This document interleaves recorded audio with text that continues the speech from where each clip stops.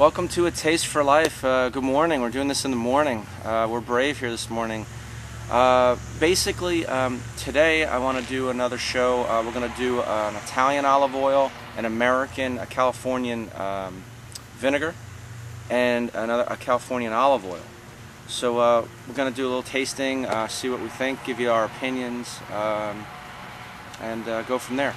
Now, the first one, and again, praying I'm saying it correctly, but Laudemio Italian, 16.9 fluid ounces. It's a Frantoio, Morello, and Lucino, or Lecchino, sorry, olive. It's in Spain they would call it a copage. In Italian, I'm not sure exactly what if they would call it the same, but when they blend multiple olives, that's what they would call it. So they describe it as on the palate, full-fruited, lush, savory, clean-edged, and pleasantly spicy. Alright, so here we go. This is what it looks like. Okay.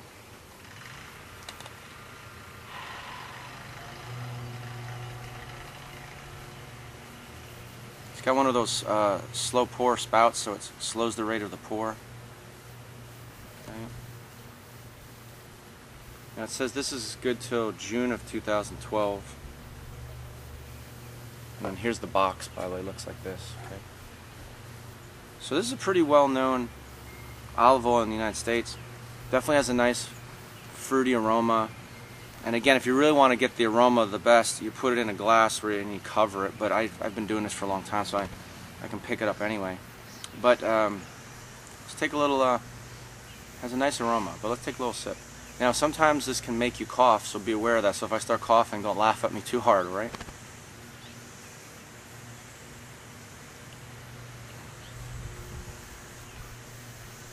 See, I can start to feel the tingle in my throat. That's a sign of an authentic olive oil, though, too. Definitely a very buttery, reminds me of some Spanish olive oils with the buttery. But not as in... definitely a little more spice in this than, say, our Arbasana. Not as intensely fruity as, say, our Arbasana or Arbequina. I would say that's a difference. But definitely a pleasant oil, definitely a good quality oil. But one of the things, and one of the other ways, I think a nice way to taste this is taste it without bread, then taste it with bread. I don't know, for some reason on my palate, sometimes it changes almost the perception of the taste to me. So let's see.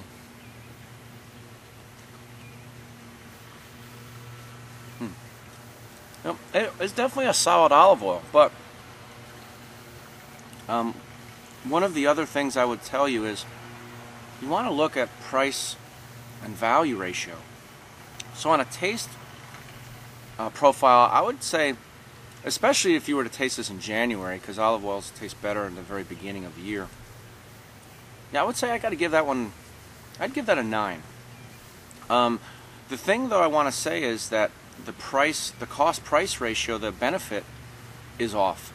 This is, I believe, I think I paid $40 for this. I mean, you can get ours for $24.99, and it's, well, I mean, everyone has different opinions, you know what I mean? But obviously, I'm biased. I think ours definitely blows it away. I think ours is better. But especially when you consider the price, it definitely blows it away. You'd have to put mine at a 10 and maybe this a 9. And then just a straight up taste, I'd put ours like 9.9 and theirs at like a 9. But it's definitely, it's a good oil.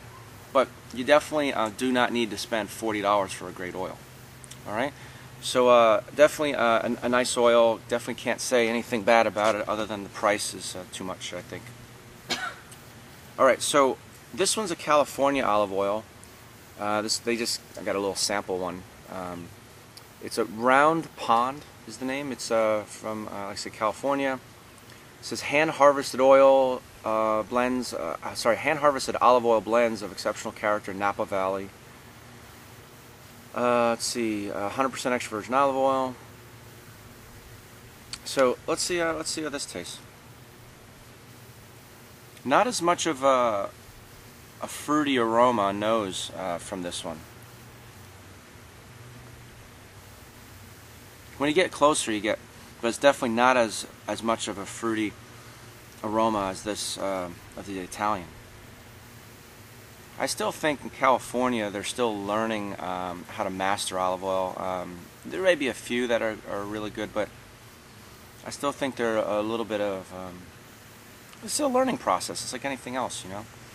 But I don't think they've mastered it as well as Spain or Italy or France. And one of the other things I'll still stand by is many. I think Italy keeps some of their best in country. I don't think they export a lot of their best to the United States. Although, like I said, I enjoyed this one. All right. This round pond, very different profile than this. I get a lot of green, a little grass. You know, definitely buttery, but a different kind of buttery. The buttery in this was much better.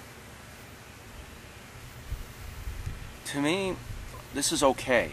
I can't say I would rave about this one. Let me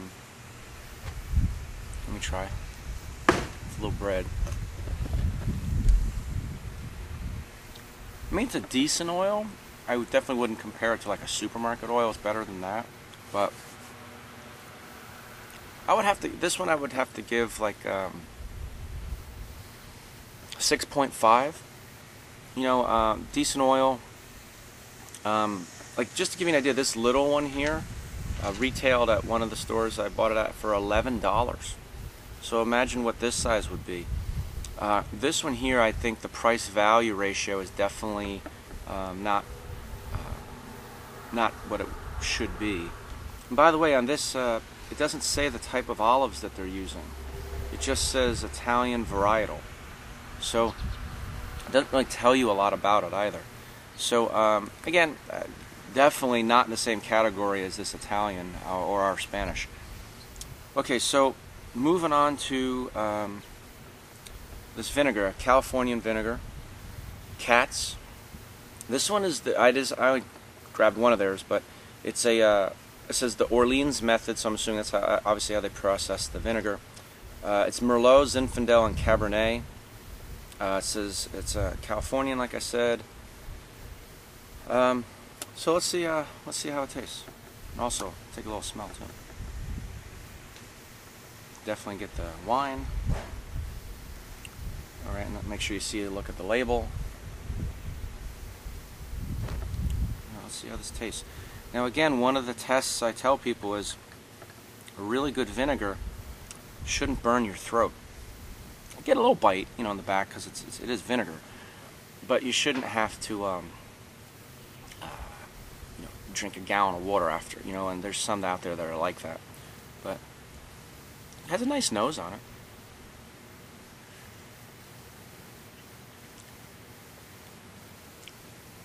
See, to me, setting my throat on fire. See, it's not real smooth, like really fine vinegars that I've tasted and sell. Or like, see, I got stops you from talking.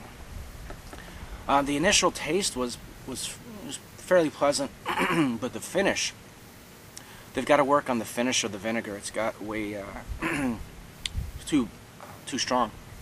If you go onto my YouTube channel, youtube.com/A-Taste-for-Life, and watch the video on our vinegars, you'll see they use the Schutzenbach method, which definitely softens the vinegar so it doesn't have such a harsh finish. A lot of vinegars that are made in 24-hour period, now I don't know for sure if this is in that, but a lot of them will have that real harsh finish because in the 24-hour period. But the Schutzenbach method takes 9 or 10 days, and it's really, you get much more of the taste of the wine and not so much of the bite at the end, so it's a little bit more pleasant. So when you blend it with an oil, it really makes a fabulous salad dressing. But this is definitely too strong a finish in my opinion. So this I would give a 6 out of 10 score. Like I said, the initial taste of the wines was pleasant, not amazing but pleasant, and but the finish, they need to work on that a lot.